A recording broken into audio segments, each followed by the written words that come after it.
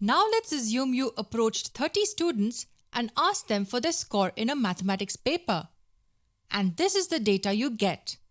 The first student says 17, the next one says 16, and so on. Now you want to analyze this data. So you want to know the highest marks scored in the subject. Think about how you would approach it. The first thing you would do is browse through the first row. You see that 20 is the highest. Then you browse through the second row and see that 21 is the highest. So 21 is the highest until now. Then you scan the third row and do not find a number higher than 21. So 21 is the highest mark scored by a student in this subject. What about the lowest marks scored? You would follow the same procedure of scanning each row and ultimately find out that it's 11. There is no number lower than 11 in this set.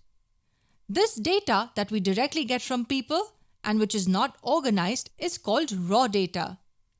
What can we do to make life simpler? Yes, we can classify the data. This is one way to classify it. We have arranged the data from the least number to the highest one. You can see that it's 11, 13, 14 and so on up to 21.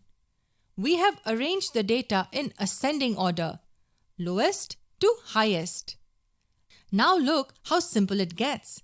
What is the highest score? The highest score is the last number in the data, 21. What about the least marks scored? The least marks scored will be the first number you can see in the list, which is 11. There is another concept called the range of data. It is defined as the difference between the highest and the lowest number. In our example, it will be 21 minus 11, which equals 10. Answering all these questions gets really easy if we organize the data well.